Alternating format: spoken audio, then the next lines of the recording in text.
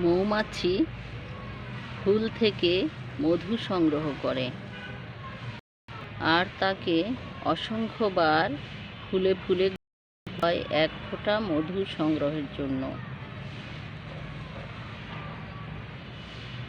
কানশিরা গাছে অনেক ফুল ফুটেছে, ক্ষুদ্র ফুল, কিন্তু সেই ফুল থেকেও মধু সংগ্রহ করার জন্য মৌমাছি এসে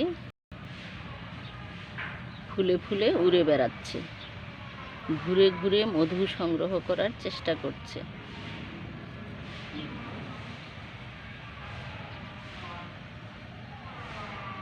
ছাদ বাগানে এই কানশিরা গাছগুলো এমনিতেই হয়ে থাকে, আর কানশিরা গাছের কচি অগ্রভাগ শাক খাওয়া যায়।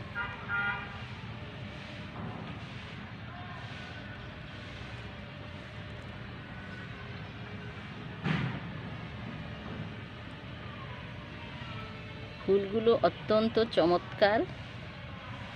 নীল ফুলের মাঝখানে পরাগরেণু রয়েছে হলুদ রঙের।